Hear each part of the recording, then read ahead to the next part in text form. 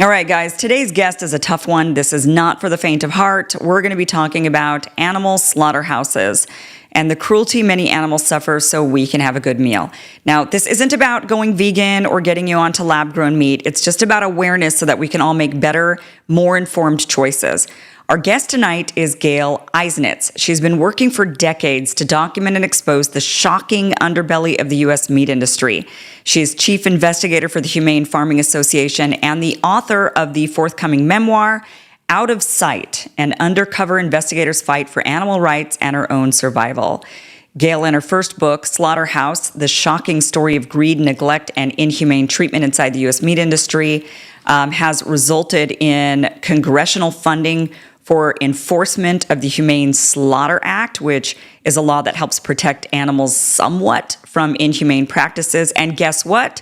I'll point out that since that law has been funded and in effect, I bet you haven't even noticed, which means, yes, we can still eat meat and do it humanely, but there's still much more progress that's needed to be made to protect animals from unnecessary suffering.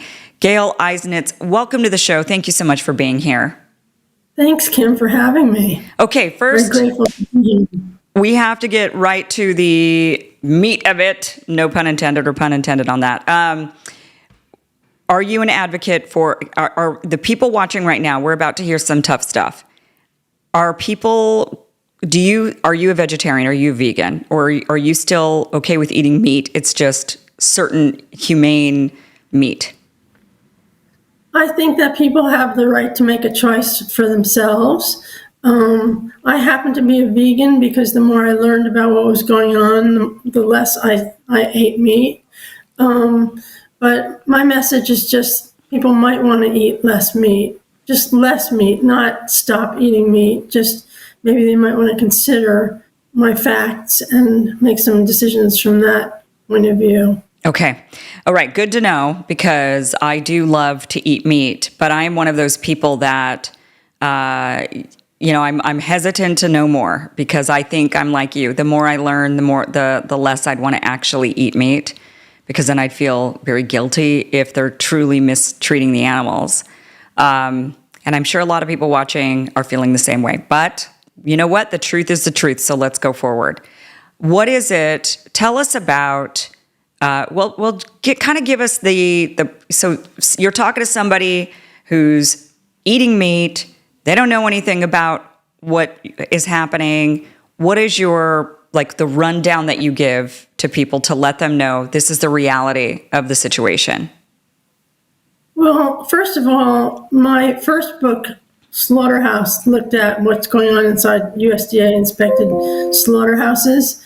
And the point of that book was to say that line speeds inside slaughterhouses have increased so dramatically that it's virtually impossible to ensure that the animals are rendered unconscious before they're skinned and dismembered. Oh, my God. So, yeah, that's a concern. There's been so much consolidation in the meat industry in the last few decades. Thousands of small to mid-sized slaughterhouses have gone out of business. They've been forced out of business by these huge, giant meat packers, and they slaughter 1 million or more animals a year. One slaughterhouse I visited was killing 144,000 pigs a week. Wow. And that was just that was several years ago. They increased since then. They kill 35,000 hogs a day now. So my point is that it's virtually impossible to ensure that the animals are rendered unconscious before they're slaughtered. For example, today you have 57% of hogs are killed in 13 plants, and 57% of beef cattle are killed in 13 plants. So these line speeds are so fast.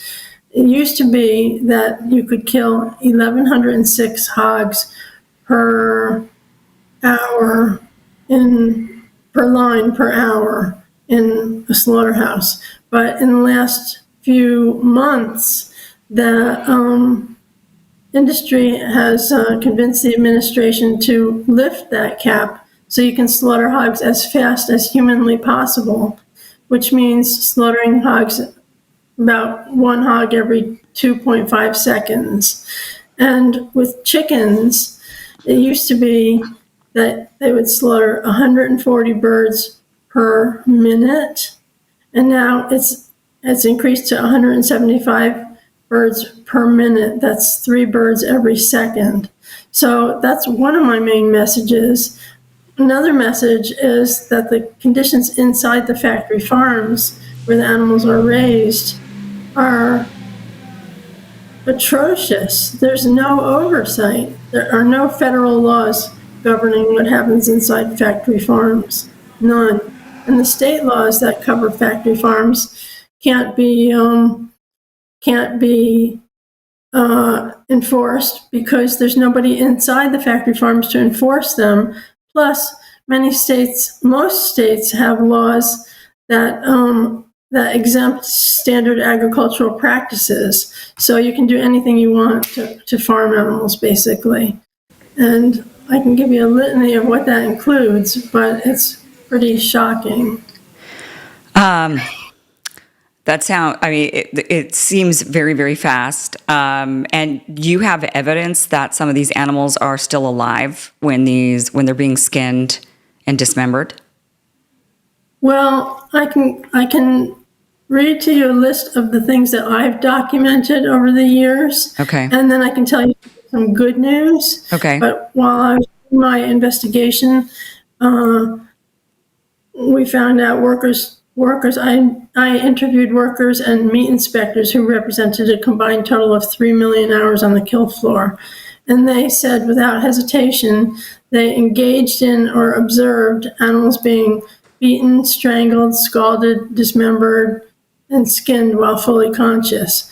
But the things that I documented included workers telling me that they routinely pounded away at cows' heads with ineffective stunning equipment. They repeatedly shocked hogs with defective stunning equipment. They gassed hogs that screamed, gasped, and convulsed. They beat hogs with shackles and lead pipes. They dragged disabled animals with meat hooks in their mouths and anuses or cables around their necks, strangling them. I won't go on much longer. They stuck electric prods in animals' anuses, eyes, and mouths and held them there.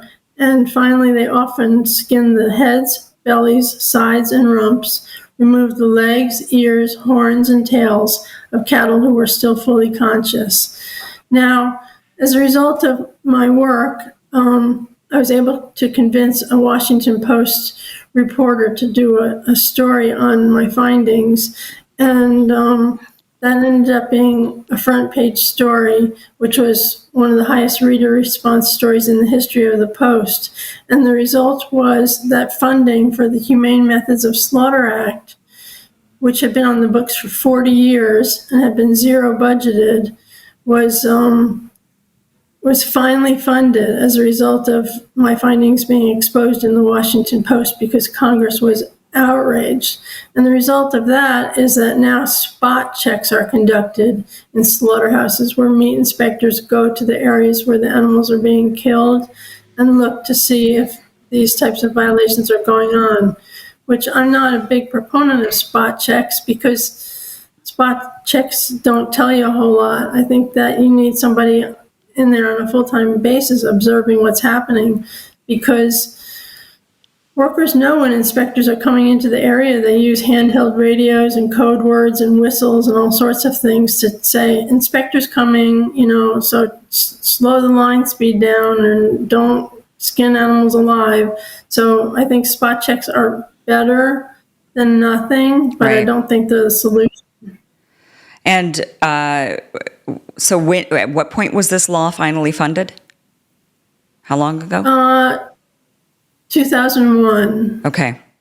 So it's been a bit that they're now finally starting to do something about it. I mean, I feel like many of us have become more aware of the treatment of animals. And I mean, even just animals we don't eat, right? People are becoming more and more aware of like dogs, for example, and the treatment of dogs. And I mean, when I was a kid growing up, people would have their dogs chained up in the backyards or, they were just treated very differently. And now even people who would say things like, "Oh, it's just a dog," now they've evolved mentally, and now they're at a point where like, "Oh, these dogs are extremely emotional and intelligent, and they know when they're being mistreated." I mean, obviously, many of us know this, those of us who have dogs and love our dogs. But there's a shift, I think, in consciousness that's gone on, even just with dogs. And maybe some people make fun of it and they say, "Oh, you're treating your dog too much like a family member and you're doting on your dog too much," or whatever. But certainly the consciousness has been raised in society when it comes to animals, and I think in general. And so then, with dogs, we're seeing kind of an obvious shift there.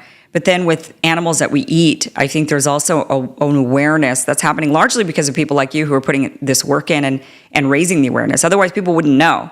So, it takes people like you with the guts like you to go out there and actually look at this, film this, document this, write about this, and risk your own personal safety, I would imagine, which we'll get into, in order to raise the awareness. But I think the awareness is being raised. Do you feel like that's happening, that there's a shift in the consciousness? I feel like to some degree there is, but there's things have gotten so much worse in the world of animal production that people have no idea. I'll give you an example of what happens today, right now, not this moment, but in winter, for example. Hogs that are shipped to slaughterhouses, this is standard practice. In sub-zero temperatures, they actually freeze frozen solid, and some get stuck to the truck walls and have to be pried off the walls with chains and crowbars, and then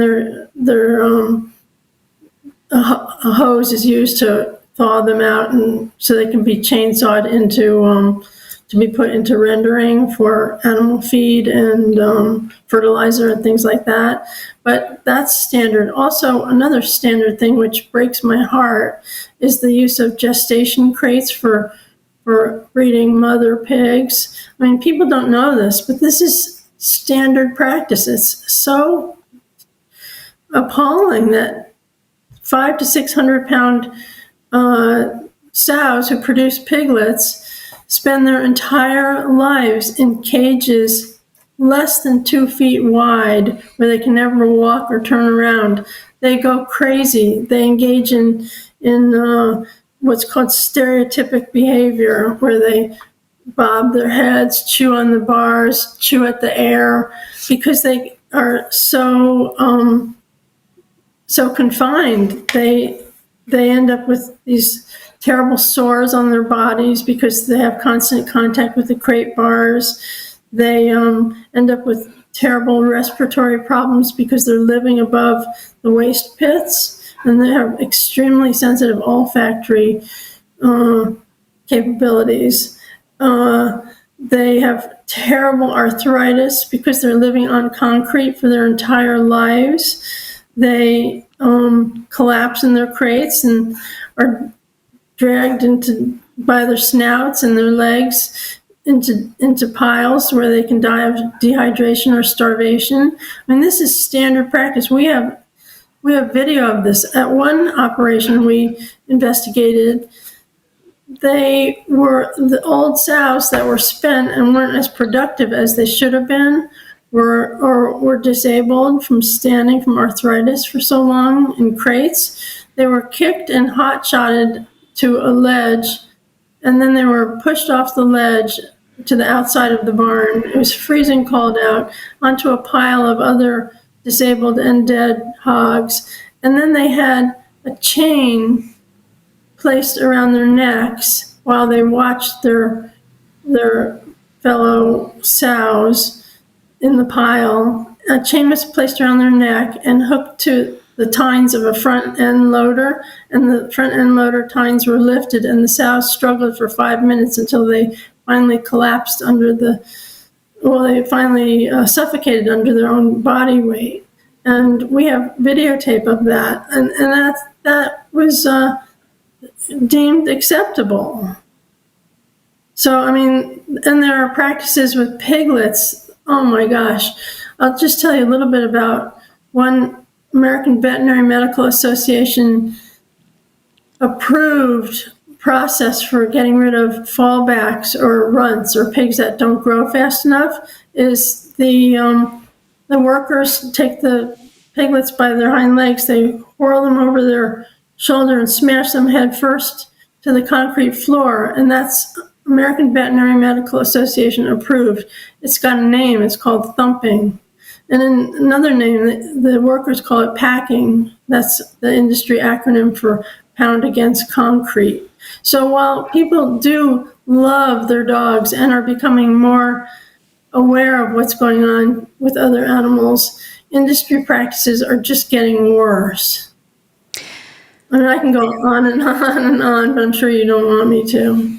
Well, I mean, I don't think any of us want you to, but it's information that we have to have so that we can make change, right? I mean, that's ultimately, I think the goal is to somehow eat meat humanely. I mean, I think that's what anybody would want. I'm curious, when you would go and do these investigations and talk to these people who work in these slaughterhouses, did they not have any conscious about this? Like, were they like, I mean, they must, I can't imagine a worker, unless this industry just inherently attracts sociopathic murderers, right? Like, this is a way to get away with, now I can go and live up my dreams of just murdering and blood everywhere. I mean, unless you're that type of person, I would think that this would have some sort of an impact on the people who are doing it, and they would speak up. I mean, usually workers are the first to say, hey, the working conditions here are terrible for fellow humans, right? They'll talk about lack of work breaks or working too many hours, whatever it is, right? Or safety issues.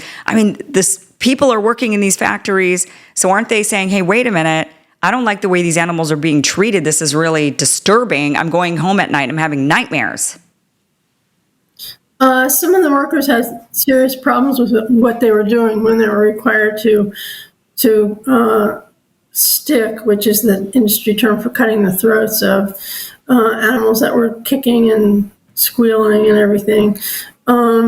They had serious problems, and they were like, when they talked to me, it was like the floodgates opened. They were so happy to be able to talk to somebody about this because they had complained to their supervisors, and their supervisors don't want to stop the production line for anything because a moment of downtime costs hundreds or thousands of dollars. So they want to keep that line moving. Right. And so that line doesn't stop for anything. But those poor workers, I talk a lot about workers in both my books.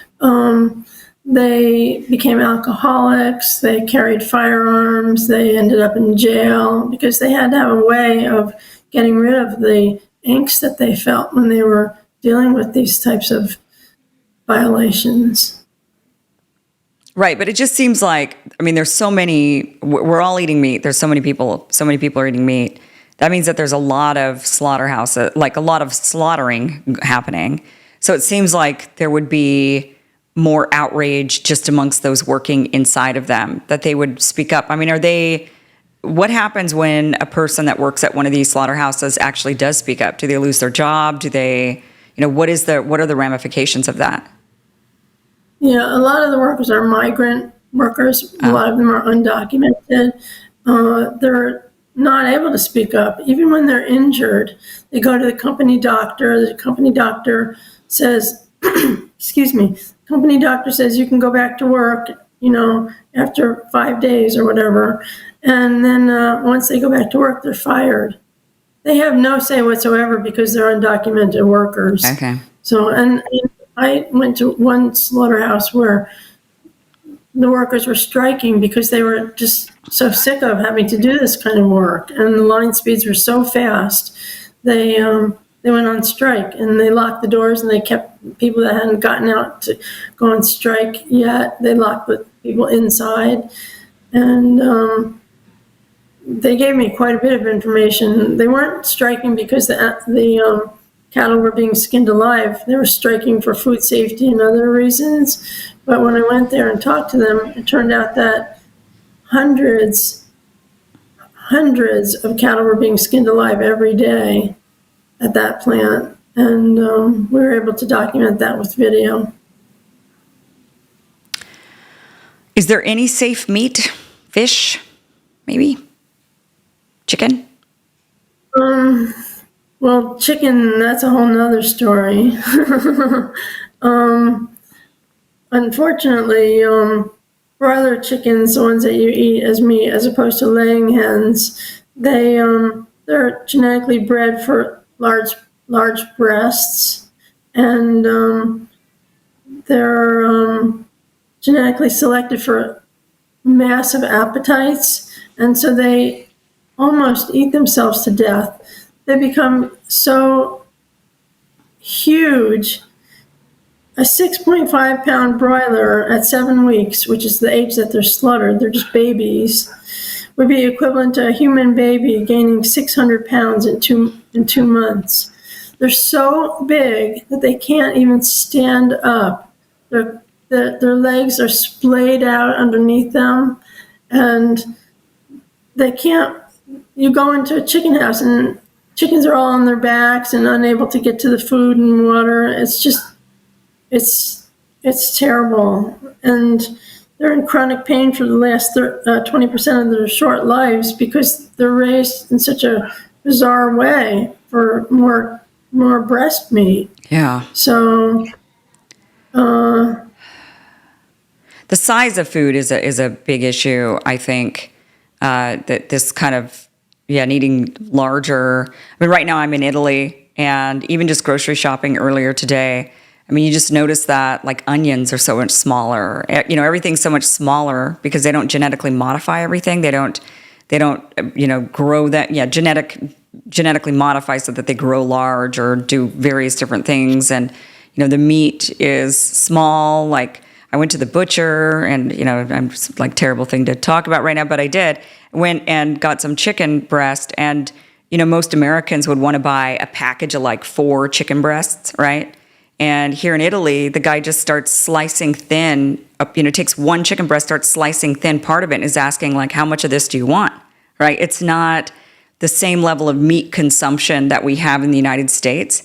Look at a normal, at a U.S. butcher shop, they would have said, well, how many breasts do you want? And the Italian butcher shop was like, how much of this 1 breast do you want, for your whole family? Yeah. And so it's a very different mentality. But in the United States, like you're mentioning, I mean, everything's just genetically modified to just be huge. Speaking of that, have you looked at how other countries treat their animals? Are there better examples? Like when you go and you advocate, because look, the reality is, and you know this, Gail, most people are not going to give up eating meat. It's just not going to happen. So right. The path forward would be to figure out how to humanely eat meat. And maybe that is eating less meat, like the Europeans. They just eat less meat and they're healthier. They live longer. They don't give it up by any means, but they eat less of it, like as I mentioned with the chicken breast. I mean, are there other countries that they know what they're doing it properly? The U.S. could adopt those practices? Well, first, in response to your message that we eat more meat in the United States, I'll just say that 55 years ago, we slaughtered 10 billion animals in the world for meat. And here it is 55 years later, and we slaughter about 10 billion animals a year in the United States alone. Whoa. For meat. Wow. And then we slaughter 82 billion animals in the world for meat. And in answer to your second question, we are exporting our consumptive ways, certainly, but also our technologies to foreign countries.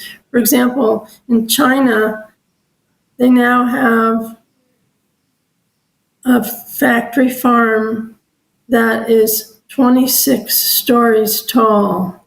They raise 1 million pigs in a 26-story office building with elevators to move the pigs around. It's the most absurd thing. It's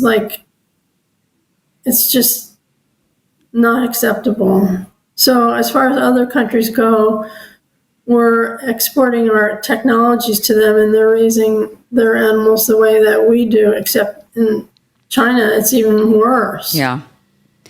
Are there good examples? I mean, but are there countries that you've looked at and you've said, well, we need to adopt this nation's, their policies on how they handle their meat? That's a good question, and I don't really have an answer to Okay. that because I haven't really looked at good countries. I mean, it'd be a good idea maybe to do, I mean, if there is, I mean, you might go looking and you might find nothing, right? But if there is, it would maybe be good to then bring that to the legislatures and say, look, there are ways to do this the right way, and here's how. I mean, that's what's going on with farming, for example, with agriculture is, that's like what Robert F. Kennedy Jr. is trying to do, is trying to raise the awareness of like, look, we're doing these weird farming practices and we don't have to.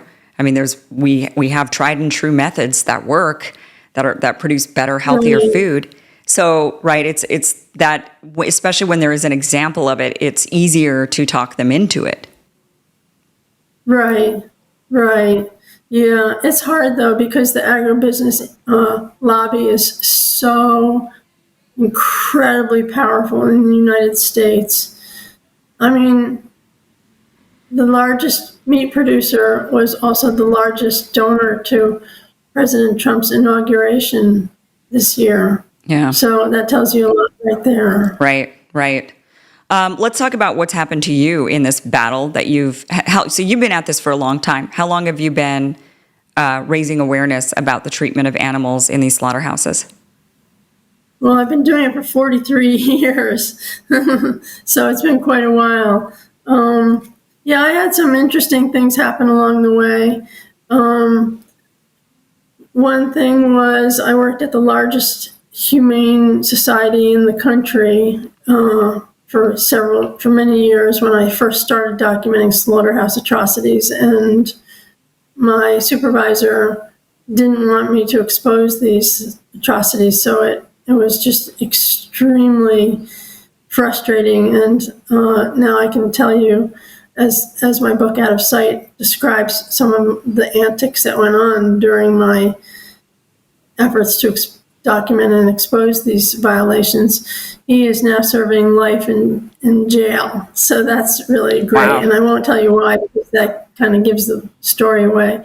But that was one thing. Another thing was I developed breast cancer at age 35 in the middle of this because I said, I'm so stressed out because nobody is listening that I'm going to get breast cancer. And 6 months later, I had it, which was very interesting to me.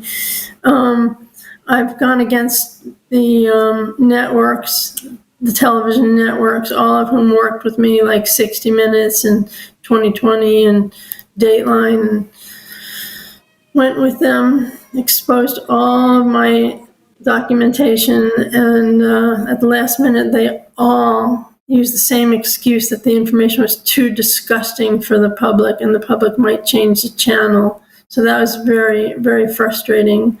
And then I also fought with, in one case, my very first case where my informant told me that cows were having their heads skinned while they were still fully conscious down in Florida. We initiated legal proceedings against the USDA for allowing that to happen, and the Secretary of Agriculture issued a glowing report about the operation, which was pretty ridiculous. And then a week later, the plant, which was the biggest beef plant in the southeastern United States with plans to expand, it went out of business. Wow.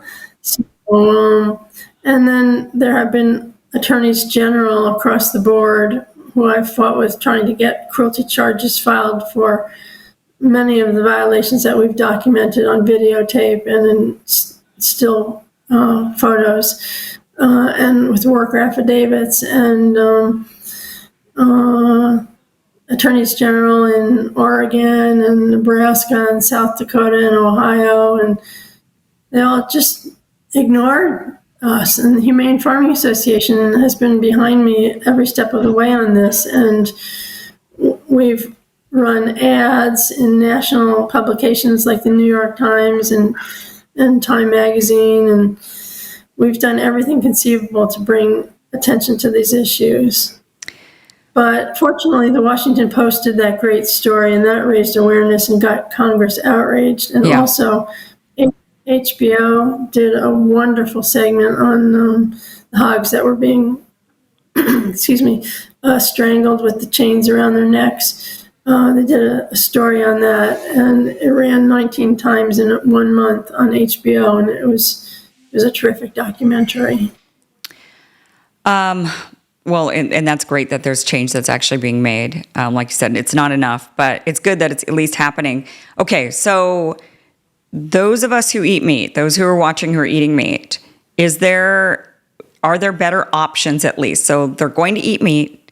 Are there things that they can look for when they go to the grocery store, or things, or, how can they get their meat and know that the chances are lower, at least if, ideally there's no chance of the meat coming from one of these farms where these animals are being treated inhumanely? Or is there like a way to at least lower the chance of it? Like, what kind of meat should we buy? Where should we buy it from? Yeah, I just always say, excuse me, try to buy local. Whatever you can do to find out if the meat is locally raised and locally slaughtered, that's probably the best bet. But I also say maybe do like the Italians do and reduce your meat consumption a little bit. I'm not saying go vegan like me. I'm just that way because of what I've learned over the many years. But I just think that if we consumed a little less animal products, we'd be a lot better off. And so would the animals. Yeah. But buy local, you can't even say buy organic, because we've seen some very serious problems at organic factory farms as well. Okay.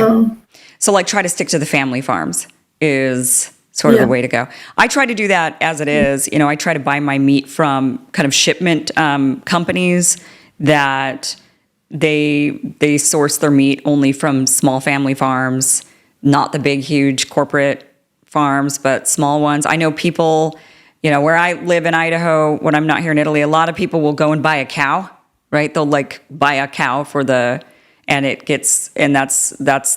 feeds their whole family for the year, or they'll share a cow with another family and do that. Mm-hmm. And they get it from, a local farm, and that's how they do it. So, those, and the meat quality is higher usually, and you do feel a lot better about the humane treatment of the animals in that case, not buying from the big, the massive. And I'm with you. I mean, I like to eat meat. I know a lot of people watching do too, but less meat isn't going to make a change in, if anything, it's just going to be healthier. We should be eating less in general, to be honest with you, just less of everything. We should be eating less in general, so that we're not, we're Americans in particular, we're just huge people. But, the other issue with the meat, even if people are not as concerned about the humane treatment, which they should be, because that should be something that you care about, the humane treatment of the animal, making sure that, look, if I'm going to eat an animal, I'm not going to just allow it to be slaughtered in this inhumane way just so I can have a meal. It's got to be, look, you can do this in a way that's humane. And we can make that demand because it absolutely can be done. But where was I going with that one? But really just, eating less meat, still getting all the nutrients that we need. We're still going to get those nutrients.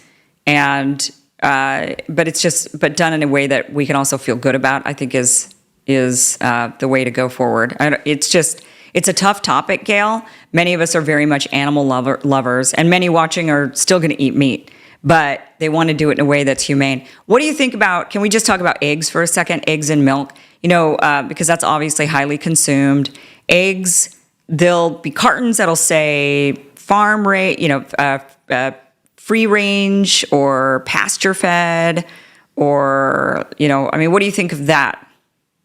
Yeah, well, I'll tell you a little bit about the egg industry. The first thing to know is that 300 million male chicks that are useless for laying eggs get either ground up or smothered in plastic bags every year in the United States. So that's a byproduct of that industry. As far as the hens go, they cram about 6 to 10 hens into a cage the size of a microwave. They have 67 square inches. That's less than a sheet of letter-sized paper. And they peck at each other so much because they're so frustrated that they have to have the top portion of their beak removed with a hot blade. There's a lot of a lot of problems. I could go on and on, but in answer to your question, cage-free at this point has been regulated, has been legislated that it only provides hens with 1 square foot of space per bird, and there are hundreds of thousands of birds in one shed, so it's like one giant cage. Right. The best way to deal with it is to get pasture raised, because that's better. I know one pasture raised company that requires that the birds have 106 square feet per bird, as opposed to 1 square foot per bird. Yeah. But and as far as dairy goes, dairy cows would normally produce less than 2 gallons of milk a day to feed their calves. But today, through genetic engineering and diet and all sorts of things, they're pushed metabolically to produce between 6 and 7 gallons, and at peak times double that per day. So they're wasted, they're spent by the time they're 3 to 5 years of age instead of 15 to 20 years of age, and off to the slaughterhouse they go for hamburger meat. The male offspring, male calves of dairy cows, there's no use for them, so they can't be used to produce milk, so they're auctioned for veal, or they're shipped very long distances for production as baby beef or cheap hamburger. They're raised for that, or they're sold for rendering, where they're turned into tallow or grease or animal feed, or as we found in our investigation, they're left on the dairy farm to starve to death, be shot, be beaten to death. They had a term for that. They called it bashing heads, or to be buried alive. So there's some serious problems in the dairy industry, and I think that's not such a hard problem to solve, since there are so many dairy alternatives now. Right. I mean, that are quite tasty. Yeah. I mean, right. And people really don't need as much milk as they think they need. I mean, milk is typically supposed to be for babies so that they can grow. And, once I hit 5 years old, I really wasn't drinking much milk anymore. And really, because I'm Asian, a lot of us are lactose intolerant. It's like part of the genetic makeup of Asians. There's not a lot of dairy in Asia. In general, we don't really consume much of it. So I'm telling you guys, you won't miss it. I don't drink, I don't do milk really, or milk products because of it. And it's like, you won't really miss it. So, that is something that can certainly be cut back on quite a bit. But eggs, pasture raised, I think is a good way to go if you're going to do it. It's just, or buy local. There's a lot of local farmers you'll find that are selling their eggs. It's more expensive, but the egg quality is higher. The yolk color is better. You're going to get more nutrients out of those eggs, and or get your own chickens, raise them in the backyard. I know people who do that as well. So, Well, right now it's a little bit dangerous because of the avian flu. And I don't know if you want to talk about that, but we can talk about that if you want to. Well, what exactly is the issue with that? The issue is that I think it's 172 million chickens have now been culled or killed. Right, for no purpose, right? What do they do with their bodies after they kill them for no reason? They compost them or do something like composting them. Yeah. And the thing that people need to know, I think people need to know, is the way in which the animals are killed is approved by the American Veterinary Medical Association, and it's so heinous. It's called ventilation shutdown plus, and what that means is you take a barn and you seal up all the inlets in the barn, you shut off the ventilation system fans, and you heat the barn to triple digits, or you pump in added steam. And this is the way most of the 172 million chickens have been killed. They've been baked baked alive. That's why Jeez. That's why when we talk about the kind treatment to some animals nowadays, especially to dogs and cats, which is wonderful, people just would be shocked to find out that this goes on with pigs too. They use ventilation shutdown during the COVID outbreak, when some of the plant employees had COVID in the slaughterhouses. There was no place to take the pigs because they were growing fast, and there was no place to take them because the slaughterhouses were temporarily suspended. So you can't kill a pig that's a little bit too big. So they use ventilation shutdown plus on them, and they on 1 million pigs. And then the other way that they kill them is in these unusual circumstances where farm mass killing of animals is necessary. They use water-based foam, which is firefighting foam. They just spray it over the barn, in the barn, over the animals, pigs or chickens, and they suffocate or drown under this foam. Yeah. So that's why I think it's important for people I think people have the right to know this information. Yeah. No, for sure. It's hidden. Yeah. I mean, we see a lot of heinous stuff online now every day. We see a lot of death and destruction and horrible scenes. And, this is just, so to think that people can't handle the scenes and the knowledge is not accurate. People, when we find out the truth and when we know what's going on, people then demand change. And it's not like I'm saying to those who are watching, it's not, okay, now the answer is just become a vegan. It might be, for some people, that might be the answer. But for others, the answer is to demand a change, to demand things are done differently. And actually this works. I think the change works in the benefit of a lot of different, in a lot of different ways and for a lot of different things. Like if we just went back to smaller farms, if we just went back to local smaller farms, that would change, that would be beneficial in a variety of ways, not just the humane treatment of the animals, but the quality of our food, the fact that, they're just pumping hormones in and we don't even know what kind of cancers that stuff's given us. I mean, we've got so many issues with our food supply that the answer seems to always be, and it's the same thing with banking. I mean, there's like all these different industries where the answer is go local. That's the answer. Go back to small, go back to local. And if we just went back to local, small communities, that would be that's what works. And that the ripple effect of benefit is worth it. So that seems to be, I think, something we can all start advocating for is like, look, we do not want to buy our food from these giant, huge corporations that control everything. And God knows what they're putting into our food or what they're doing to our food or how they're treating our food. I mean, so I think going local is the way to go. I'm certainly going to do my best after this conversation. I'm not going to lie. I'm going to definitely try to just source my meat from local farms from now on. I don't want to eat animals that have been mistreated like this. I just don't. I love animals. I'm not willing. And for the longest time, I've always paid a premium for my eggs for pasture raised because I didn't want to eat chicken because I saw images of those little chicks, the males being ground up alive.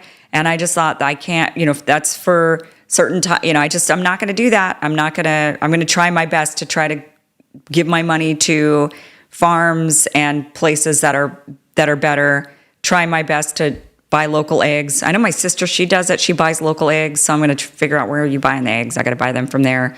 I mean, I think we just got to do our best to try to mitigate the damage around us. And it's healthier for us anyway, too. There's so many benefits. It's not, you just won't morally feel better and ethically feel better, but you're actually going to physically feel better because the food quality is going to be higher. Right. So. Right. And it's worth noting that every factory farm puts 10 family farmers out of business. And those are just the small factory farms. There are huge factory farms with scores of thousands of animals, hundreds, millions of animals on them. So, yeah. So go local. I think that's one of the big answers here for those that don't want to go vegan. So either go vegan or go local, right? Gail, thank you so much for this conversation. It's a tough one, I know, for the audience. You've been having this conversation over and over again, But for the audience, it's tough. For me, it's tough. But I appreciate the information that you gave us and the insight that you've given us. The book is Out of Sight, which I think is such an appropriate name because it is, for most people, out of sight, out of mind, right? But this is Out of Sight, an undercover investigator's fight for animal rights and our own survival. Gail, we do have the link down below for that book. Thank you so much for being on the show. Really appreciate it. Is there anywhere else people can go to get more information? Like, do you have lists compiled of like, avoid these farms at all costs and things like that? Well, I would just say go to Humane Farming Association, which is hfa.org. Follow me on Instagram, Facebook, my author page on Facebook. And I did want to say, when you asked me if I encountered trouble in my documenting and exposing these violations, half the book is my battle with an undiagnosed visual processing disorder, which was made documenting and exposing this so much harder. And it is, the book culminates in my diagnosis. So it's an interesting read. And I think that people should, if they can, and if they want to, they should share the book, because I think that would make a big difference. Yeah, awareness is key. Gail, thank you so much for joining the show. Really appreciate your time. Thank you so much, Kim. Thank you for watching this clip from the full Kim Iverson Show, which you can catch Monday through Friday, 2 p.m. Pacific, 5 p.m. Eastern. We do live stream it every day. It's a 1-hour show. You can catch it. It is totally free. Just go to KimIversonShow.com. See you there.